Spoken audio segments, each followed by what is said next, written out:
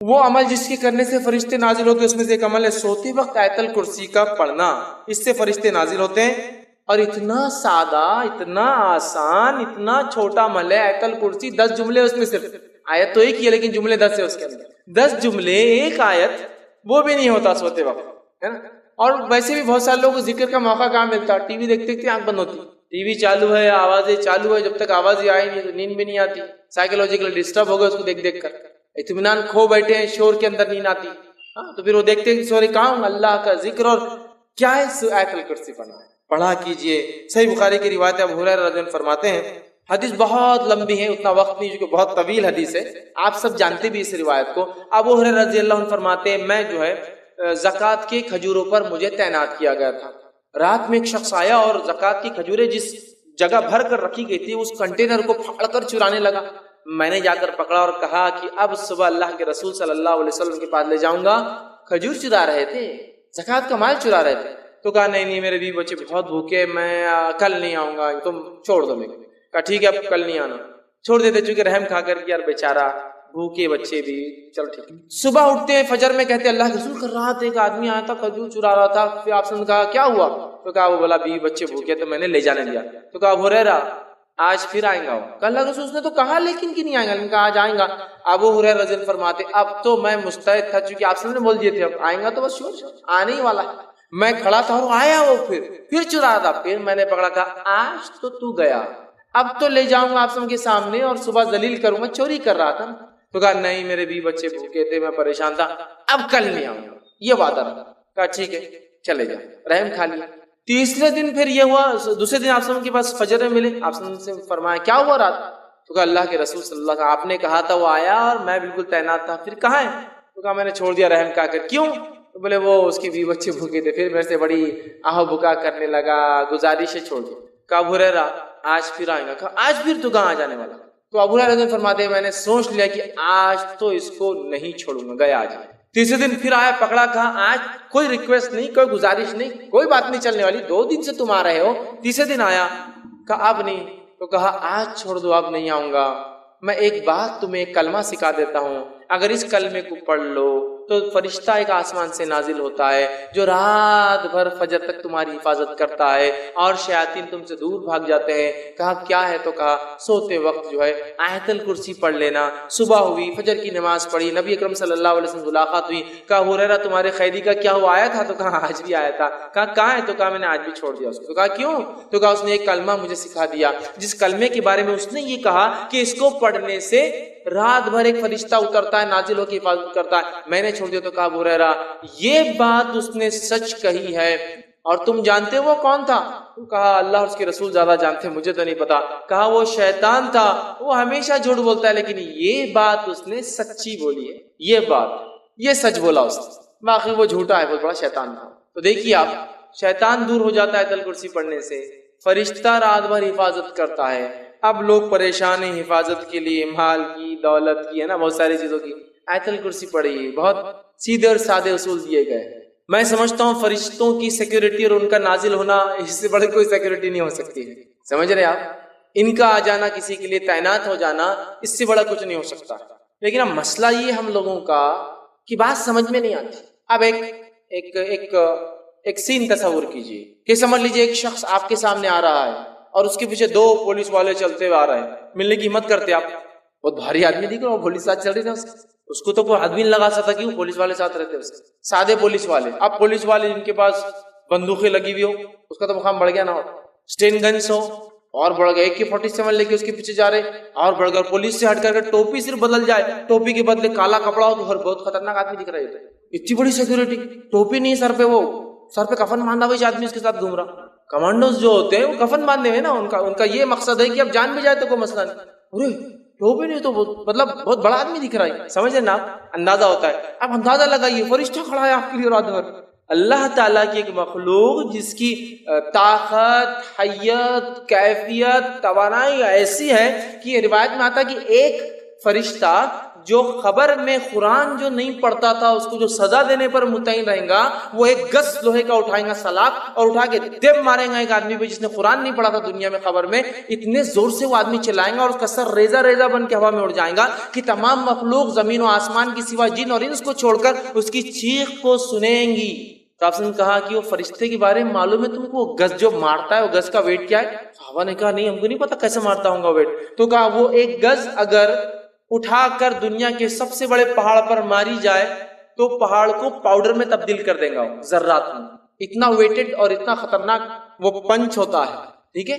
وہ پڑے گا گز، اور اس گز کو پہلے سے لے کر آخری انسان اور پہلے سے لے کر آخری جن سب بھی مل جائے تو اس کو ہلا بھی نہیں سکتے جگہ سے، اتنا ہیوی گز صرف ایک فرشتہ اٹھاتا ہے۔ طاقت بتا رہا ہوں میں کتنی ہوتی ہے، فرشتے سارے انسان اور جن بھی مل جائے تو وہ گز کو موو نہیں کر سکتے جگہ سے، جو وہ اٹھا کر ماریں گا اس کو قیامت تک۔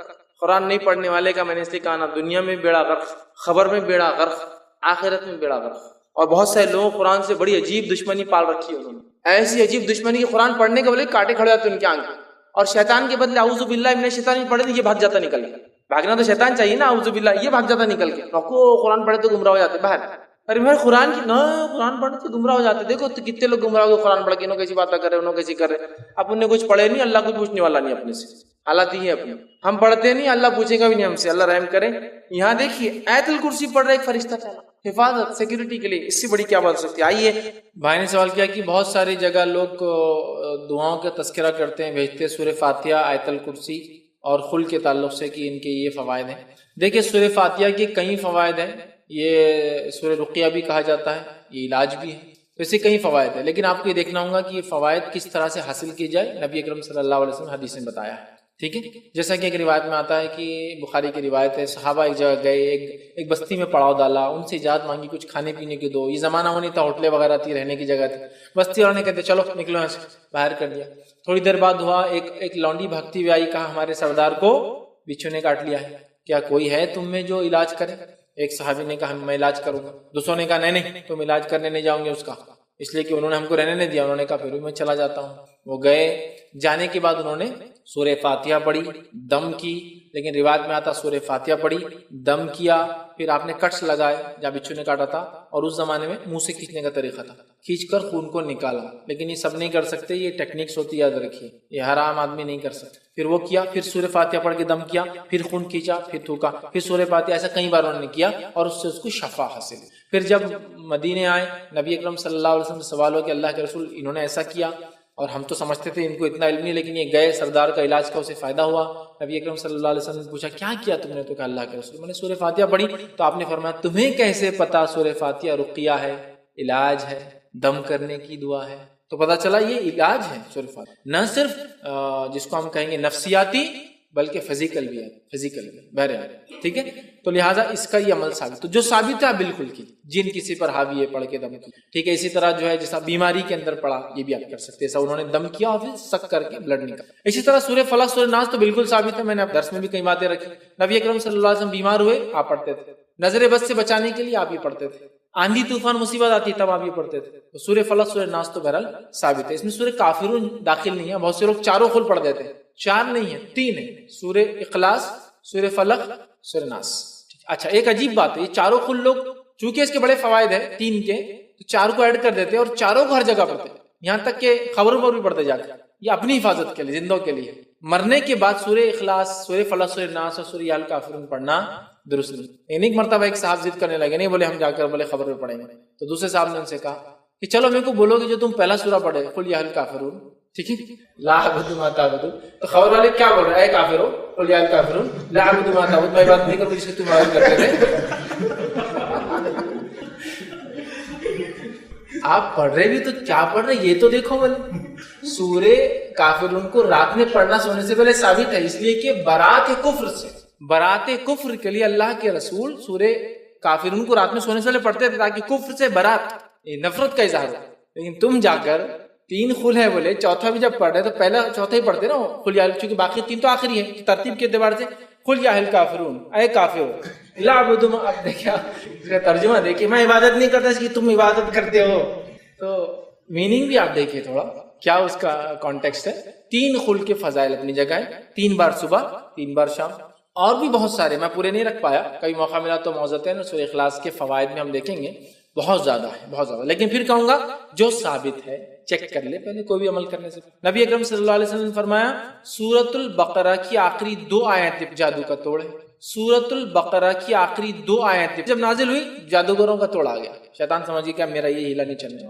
آیت الکرسی کے بڑے فوائد ہیں، نبی اکرم صلی اللہ علیہ وسلم نے فرمایا کہ آیت الکرسی ایک نماز کے بعد پڑھ لے تو دوسری نماز تک کافی ہے، مطلب حفاظت کے لیے کافی ہے، تو آیت الکرسی کی بھی بڑے فوائد۔ لیکن پھر کہوں گا کب کیسا، وہ سنت سے آپ دیکھ لیں، ورنہ اگر میں بولوں آیت الکرسی کو 51 بار جمعہ کے دن بعد نماز جمعہ پڑھے تو یہ فائدہ ہوگا، پرابلم ہے، حالانکہ پڑھ رہے کیا آپ آیت الکرسی، لیکن پرابلم ہے، کیوں پرابلم ہے؟ آیت الکرسی کو ایسا پڑھنا جس پر اتری آیت الکرسی نبی اکرم صلی اللہ علیہ وسلم پر انہوں نے نہیں بتایا، مسئلہ یہ قرآن کیسے بیکار آدمی، یار قرآن پڑھنے کا تم بول رہے غلط ہے، ہاں قرآن پڑھنا بھی غلط ہو سکتا ہے، اس لیے کہ جس پہ اترا اگر آپ اس کے جیسا نہیں پڑھو اور اپنی منمانی کرے تو یہ بھی غلط ہو سکتا ہے۔ جیسا کہ آیت الکرسی کو لوگ بولتے ہیں 51 بار، 101 بار، 1000 بار، 100 بار، 151 بار، 11 راتوں تک، 21 راتوں تک، 40 راتوں تک، 40 بار یہاں بیٹھ کر، سوکھے کنویں میں بیٹھ کر، قبرستان میں بیٹھ کر، غیر آباد مسجد میں بیٹھ کر پڑھنے سے یہ فائدے ہوتے، میں ہی بول رہا ہوں، ہے تو قرآن، لیکن اس کو ویسے ہی پڑھنے جیسا بتایا گیا۔ دیکھیں اللہ کا ذکر تو ہے نا، ثابت ہے نا، اللہ اکبر اللہ کا ذکر ہے، سبحان اللہ اللہ کا ذکر ہے، الحمدللہ اللہ کا ذکر ہے نا، سبحان رب العالی سبحان رب العظیم اللہ کا ذکر ہے، تو کیوں نہ ہم ظہر کی نماز کو 4 کے بدلے 5 رکعت پڑھیں گے تو اللہ اکبر بڑھ جائیں گے، سبحان رب العظیم سبحان رب العالی بڑھ جائیں گے، ہے نا، التحیات بڑھ جائیں گا، کتنا فائدہ ہوگا نا، تو آپ بولیں گے یہ ذکر درست نہیں ہوگا، اس لیے کہ نبی اکرم صلی اللہ علیہ وسلم ایسا ذکر 4 رکعت میں کیا ظہر کی 5ویں نہیں ملا، تم کون ہوتے ہو، ہے نا؟ تو میں بھی یہ بول رہا ہوں قرآن ہے، بالکل قرآن کو لیکن کیسا استعمال کیا جائے، کیسے فائدہ اٹھایا جائے، وہی بتائیں گے جس پہ نازل ہوا۔ نبی اکرم صلی اللہ علیہ وسلم ایسا کوئی طریقہ نہیں بتایا کہ 51 11 20 40 50 نہیں بتایا، تو ہمیں ایسا نہیں کرنا، جو بتایا وہ کیجئے نا آپ، 3 بار صبح شام، ہے نا، 3 بار کے بعد تسبیحات نے بتایا نا، 33 بار اور 33 بار پڑھے نماز کے بعد سبحان اللہ الحمدللہ اللہ اکبر، اور آخر میں پڑھے لا الہ الا اللہ وحدہ لا شریک لہ لہ الملک ولہ الحمد وہو علی کل شیء قدیر۔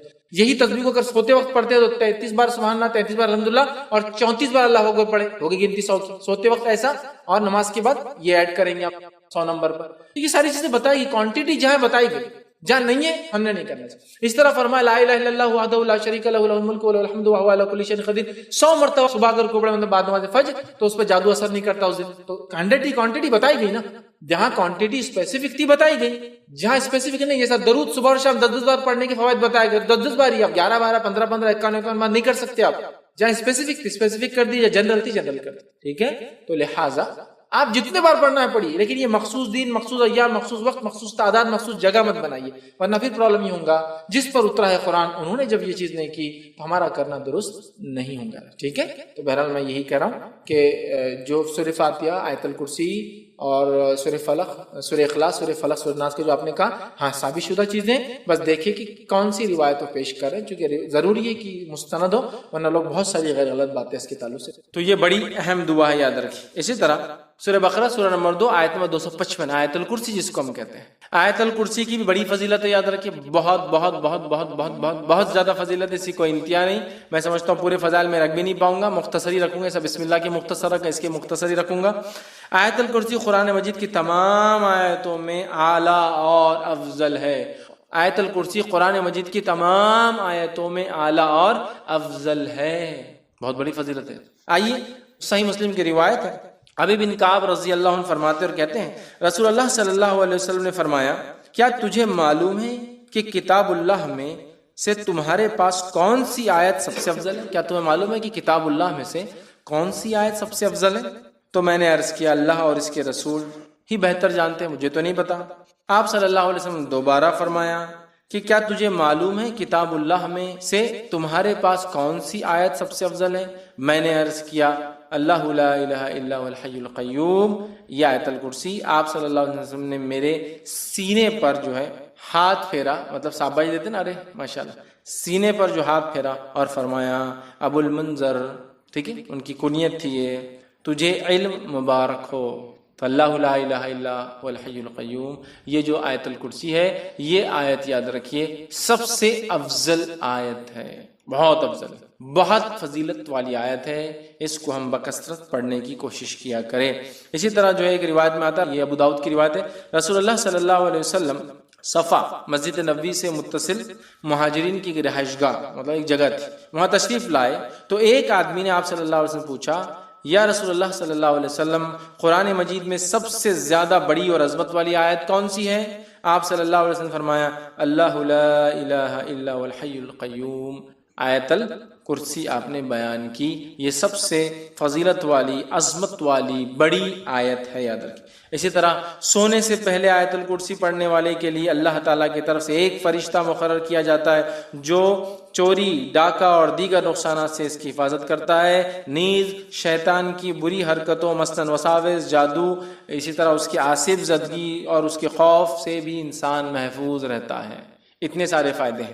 یقیناً یہ روایت ابو ہریرہ رضی اللہ عنہ کی بڑی مشہور اور معروف روایت ہے، صحیح مسلم میں اور دیگر کتب میں آتی ہے۔ میں اب پوری تفصیلات نہیں رکھتا ہوں، بس مختصر آپ کو واقعہ، چونکہ حدیث بہت لمبی ہے۔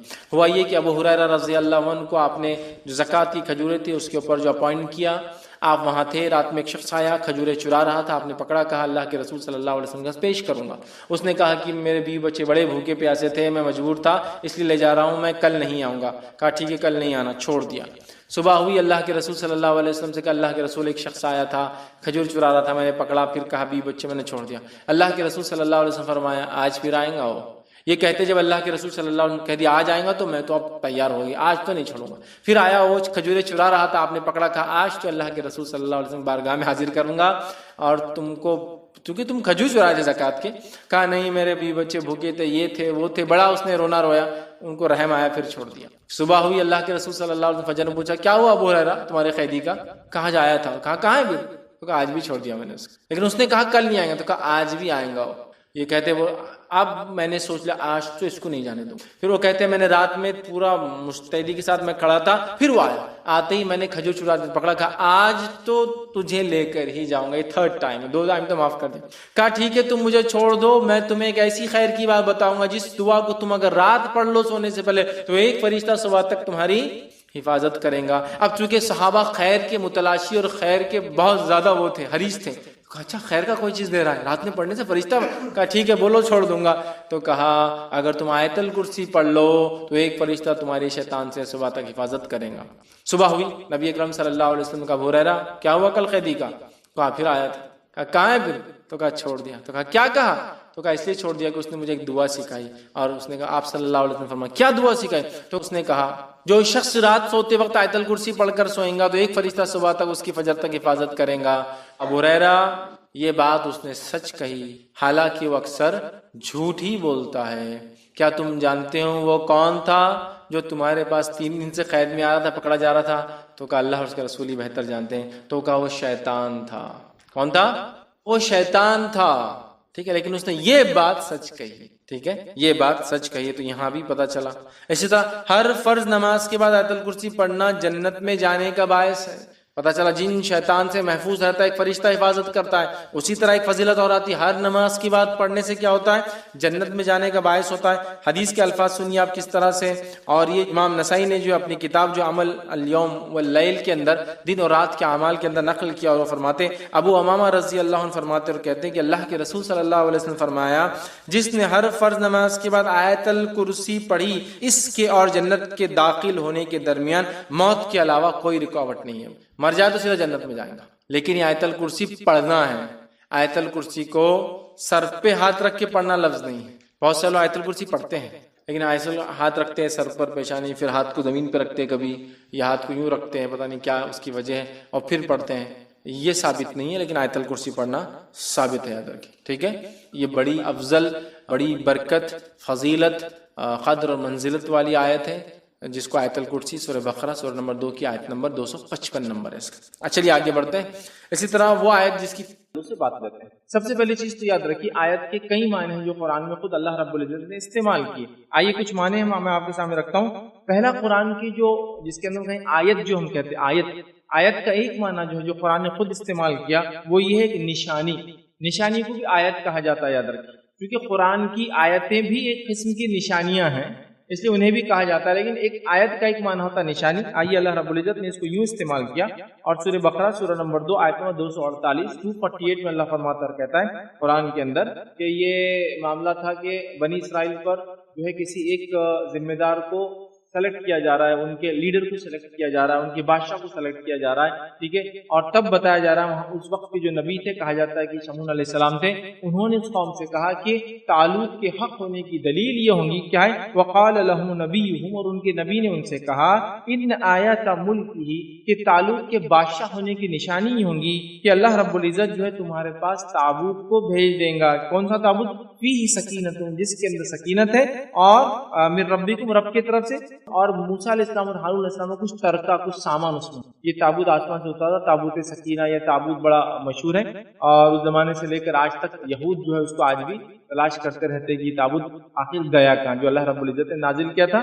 کیونکہ طالوت کو جب یہ تابوت دیا گیا, جب بھی یہ تابوت جنگ میں آگے ہوتا, اللہ رب العزت اس کی برکت سے اپنے فضل سے جیت دے دیتا. تو آج بھی یہود اس کی تلاش ہے. بہرحال تو یہ واقعہ تھا. تو یہاں دیکھیے اللہ رب العزت نے کہا کہ ان کے نبی نے ان سے کہا, کیا کہا؟ ان آیات, کہ تمہارے لیے نشانی کیا ہے کہ طالوت بادشاہ حق ہے کہ تابوت نازل ہونا. تو یہاں دیکھیے آیت بمانا نشانی, انڈیکیشن جس کو ہم کہیں. آیت کا دوسرا معنی یاد رکھیے وہ ہے نصیحت, سبق. یہ بھی ایک معنی آیت کا, جو کہ ظاہر سے قرآن کی آیتیں بھی اس معنی میں ہم پڑھتے ہیں کہ اس سے ہمیں نصیحت و سبق حاصل ہو.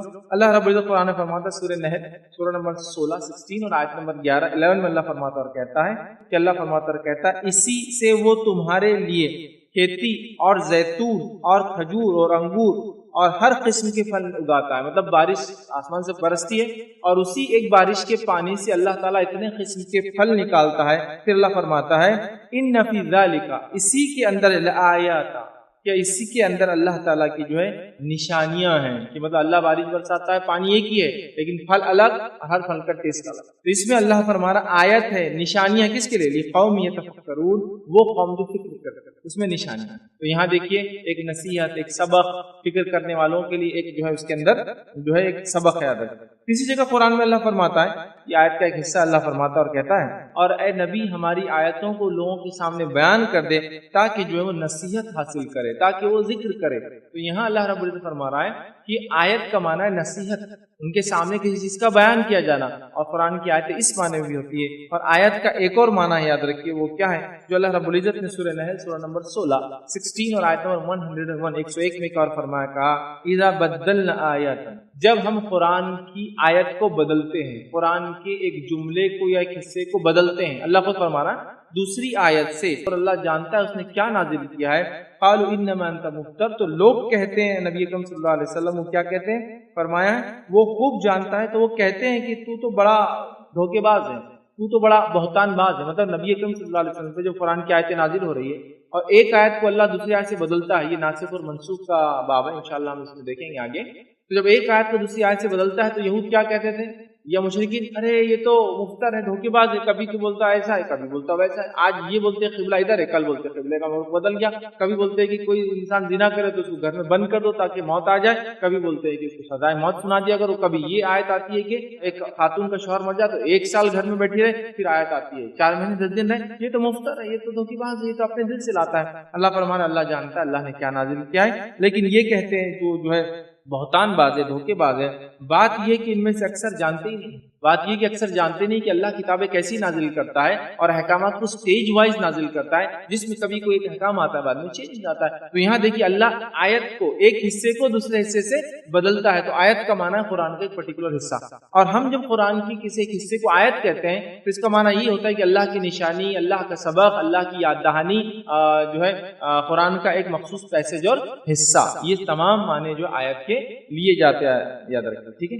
تو قرآن کی آیت کیا ہوتی ہے ایک مختصر سمجھاتا ہوں. یہ کو میں آپ کو اسے کہیں گے کورس وائز میں سمجھا رہا ہوں تاکہ عام لوگ سمجھ جائیں, بس اس اعتبار سے اپنے الفاظ سے سمجھا رہا ہوں. تو آیت کیا ہوتی ہے یاد رکھیے, آیت قرآن کا ایک مخصوص حصہ ہوتا ہے جو مخصوص الفاظ اور مخصوص جملوں پر مبنی ہوتا ہے. کبھی اس میں خالی الفاظ ہوتے ہیں, کبھی حرف ہوتے ہیں, کبھی الفاظ ہوتے ہیں, اور کبھی جملے ہوتے ہیں. مطلب کہیں جیسا سورہ آیت الکرسی لے لیجیے, 10 جملے اس کے اندر ہوتے ہیں. تو قرآن کا وہ مخصوص پیسج یا حصہ جو مخصوص حرف یا مخصوص الفاظ یا مخصوص جملوں پر مبنی ہوتا ہے, جس کی ایک مخصوص سٹارٹ ہوتی ہے, स्पेसिफिक स्टार्ट, एक मखसूस एंड होती है, स्पेसिफिक एंडिंग होती है, और उससे पहले का हिस्सा भी मखसूस होता है जो डिफाइन करता है बाद में क्या है, और उसके बाद का भी एक हिस्सा होता है जो मखसूस होता है, डिफाइन करता है इसके बाद ये है। और इसको कुरान में देखना और समझना है तो गोल गोल दायरों से इसको फर्क किया जाता है कि ये गोल दायरा स्टार्ट है एक आयत का, ये गोल दायरा खात्मा है, इससे पहले दूसरी आयत चल रही थी, उसके बाद तीसरी आयत है, उसके बाद वाली चौथी है। तो वह कुरान का एक मखसूस हिस्सा जो मखसूस हर्फ, अल्फाज या जुमलों पर मबनी होता है, जो कुरान में एक मखसूस जगह मखसूस सूरे के अंदर मुकाम पर होता है, जिसकी स्टार्ट और एंड डिफाइन होता है, और उससे पहले क्या है और उसके बाद क्या है वो आयतें भी डिफाइन होती है। और आम ज़बान में समझने के लिए कुरान के दायरों को आप देख लें। दायरे कुरान के अंदर आयत के डिफरेंशिएशन के लिए काफी कदीम दौर से लगाए जाते हैं। क्या ये नबी अकरम सल्लल्लाहु अलैहि वसल्लम के जमाने मौजूद थे? नहीं, उस जमाने में दायरे नहीं थे। फिर उस जमाने में कैसे पता चला? नबी अकरम सल्लल्लाहु अलैहि वसल्लम नमाज में क़िरात करते और क़िरात पे जहां जहां वक्फ करते वो आयत मानी जाती, और वक्फ करते अल्हम्दुलिल्लाहि रब्बिल आलमीन, तो आप वक्फ करते हैं आयत के बाद, सहाबा समझ जाते ये एक आयत अर्रहमान रहीम, वक्फ करते दूसरी आयत। ये था नबी अकरम सल्लल्लाहु अलैहि वसल्लम। लेकिन जब क्योंकि मसहफ नहीं थी तो तब तो नहीं थे, लेकिन बाद में समझने के लिए कदीम दौर में वो बड़े अच्छे गोल दायरे बनाए जाते थे, कभी कभार दो ब्रैकेट बड़े खूबसूरत बनाए जाते हैं। एक जमाना था उसके अंदर नंबर्स नहीं हुआ करते थे। आज जदीद दौर के कुरान में नंबर्स भी आपको आसानी से मिल जाते हैं, ताकि वो आयत खाली आप आगे पीछे का ना पहचान पाए, बल्कि नंबर के साथ एक नंबर और दो नंबर। किसी मसहफ में आयत का नंबर पहले होता है दायरे में और आयत बाद में होती है। कुछ मसहफ जो आज और जदीद है उसके अंदर आयत का नंबर बाद में होता है, आयत पहले होती है। अल्हम्दुलिल्लाहि रब्बिल आलमीन दायरा 1, अर्रहमान दायरा 2।